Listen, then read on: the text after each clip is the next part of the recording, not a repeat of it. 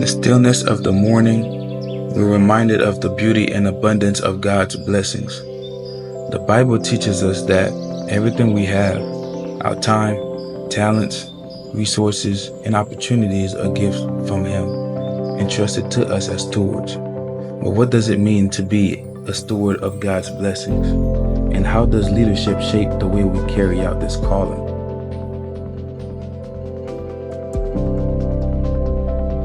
In Scripture, stewardship is more than management. It's a responsibility that flows from our relationship with God. Genesis 1:28 calls us to fill the earth and subdue, a directive to care for His creation and use resources wisely. In similarity, in the parable of the talents in Matthew 25, Jesus emphasizes that stewardship involves faithfulness and accountability.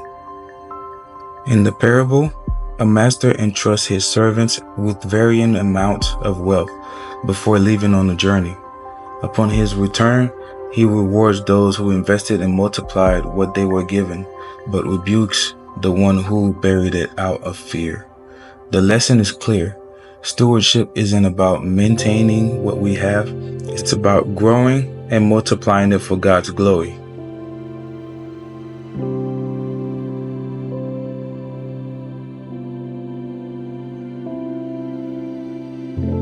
Leadership rooted in stewardship recognizes that success is not defined by personal gain, but by the growth and well-being of others.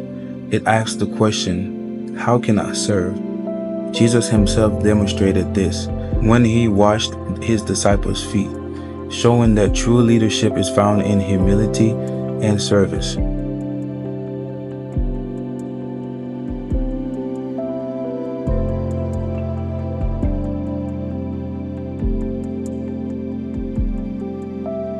When we steward God's blessings with intentionality and lead with integrity, we create ripple effects that transform lives. Generosity becomes contagious. Talents are unlocked and communities flourish. A steward leader doesn't hoard resources, but invests them to uplift others and advance God's kingdom.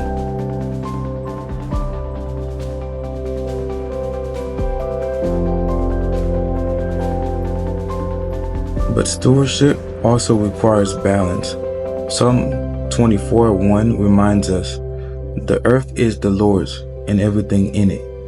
We are caretakers, not owners. Whether we are managing finances, leading a family, or guiding a team, our actions should reflect gratitude and a commitment to honoring God.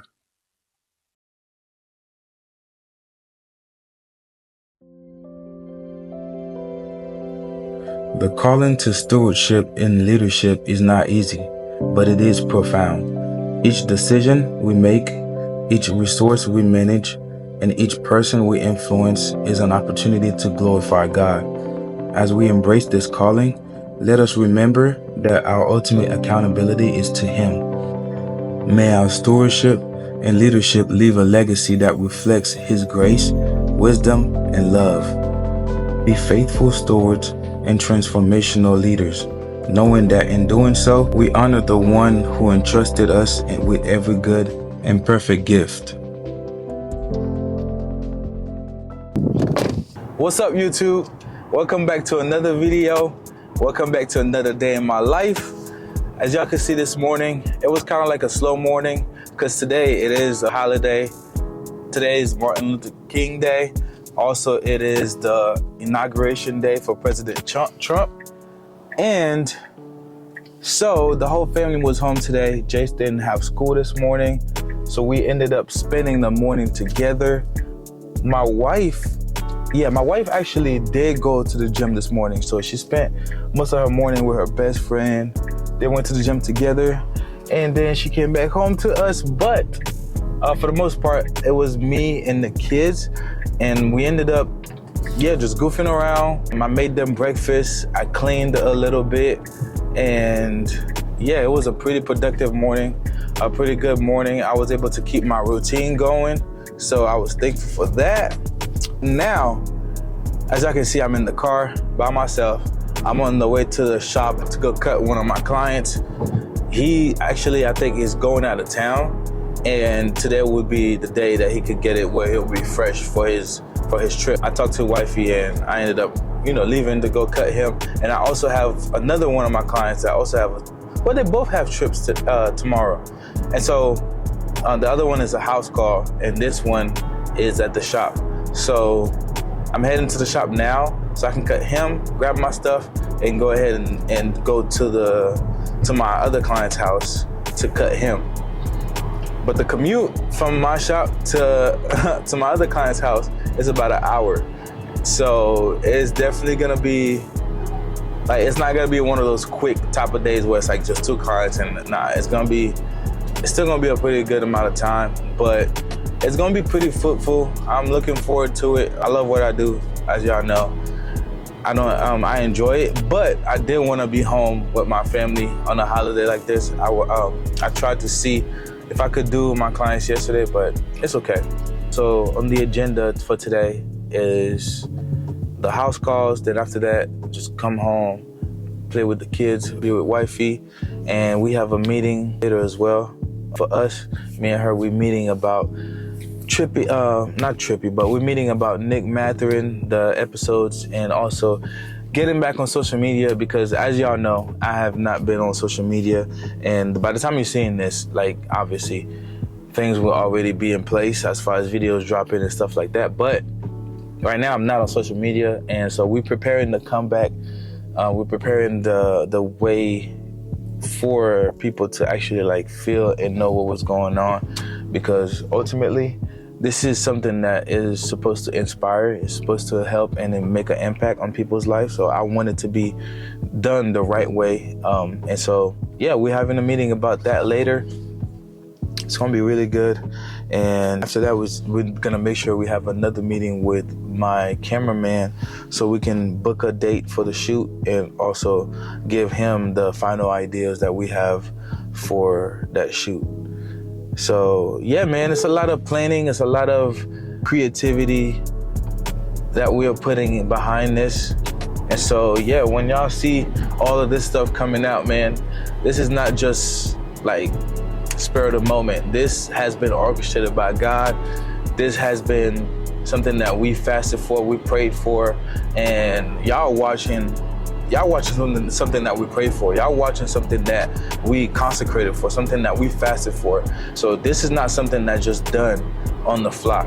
So that's why I'm very grateful, and I don't want to take it lightly, because I know it will be very impactful and very touching. So yeah, man, stay tuned. I'm heading to the shop now, and I'll show y'all when I get to the shop. Y'all should know who this client is. I will show you guys the client that I'm meeting at the shop.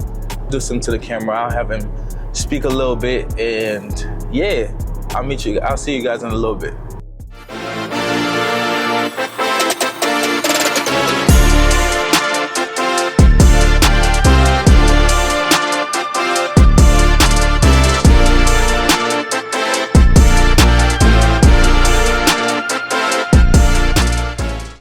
Man, what we got going today, man? What we got going today? That's this guy. I was telling them I was about to cut you, but I didn't tell them who he was yet. Y'all know who this is, bro. If y'all know, it's gonna get around. We finna get chopped up. I had a haircut in 2.5 weeks. That's a fact, bro. You've been wolfing. A grown man kicking in. I met y'all 2023, right? Yeah. I think we're finna get ready to go to Jamaica. Yep. That boy almost didn't get a cut for Jamaica, man. Bro. Called me last minute, bro. For y'all that don't know, that's how we met, literally. He did me, and then I was like, I just seen that video popped up, and I was wondering who they were, and then next thing you know, he texted me. This man said, I need a cut today. Today. Panicking, bro. And I'm going to Jamaica. I said, what? And then I told wifey, and I'm like, I don't know what to do, because we got the movie premiere later, and it was the Transformers movie premiere too. What time did you come? He said, it don't matter what time. I think I pulled up 9, 10 o'clock at night. Bro, it probably was later than that. I pulled up, got the cut done, and we've been locked in since, bro. I think it ties into when you want to be a barber, bro, or you want to thrive in this field, you literally have to figure it out, bro. As a barber, to be successful, you have to be available.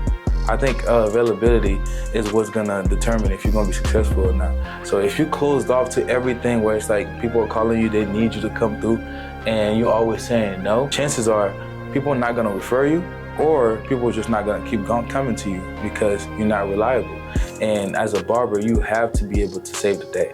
That's just point blank period. You're not gonna have a perfect schedule all the time. Like, it just don't work like that. If you wanna go to the top, you have to be able to make those adjustments. Honestly, that's how me and him been locked in this long, bro. Ultimately, you have to be able to multiply. God gives everybody different gifts because he knows what we're capable of. When that opportunity comes, just Man, take advantage. you got to, bro. It's not gonna come back. No, it just goes to the next person.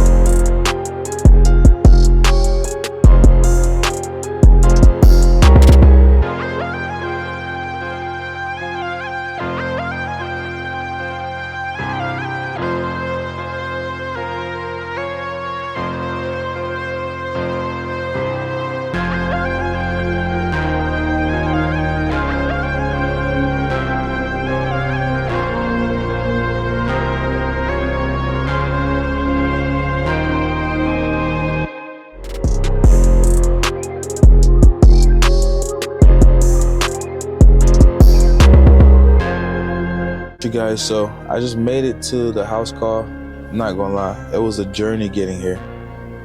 Man, it took me like an hour and 15 minutes, but we're here now. So we're about to go inside, get this thing cracking, get my boy looking real nice before his trip, and then head back to the crib, man. Yeah, this was a journey, but yeah, I'm not bringing y'all inside. I'm gonna see y'all probably back at the crib. As y'all can see, I still haven't made it home yet. I left the house call pretty late. There was a situation there. My boy just had some business stuff he was taking care of. And, we were just talking about it. And it ended up being no longer time for me to be over there. The location was over an hour from my house, but I still had to stop and charge the car before I head home. I have to stop by the grocery store, grab a few stuff, and go home.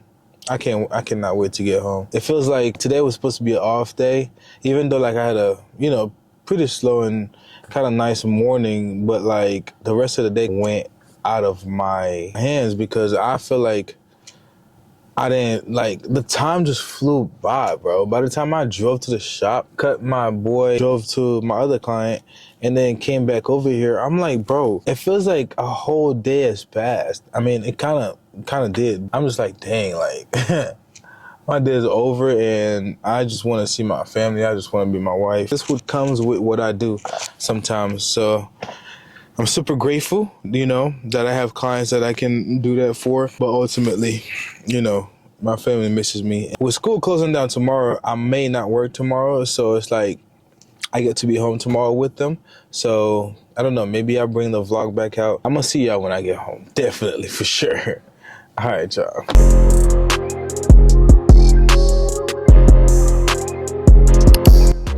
Y'all, editing Nick here to save the day. I'm not gonna lie, I was so tired.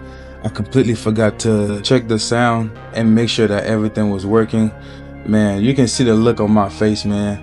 I was out of it. By the time I got home, man, the kids were already asleep. Only my little one was awake. And so by that point, I was ready to wind down, talk to my wife, and go to bed, y'all. So yeah, man, I appreciate you for tuning in. Make sure you subscribe and like the video, share it with somebody. See y'all in the next vlog.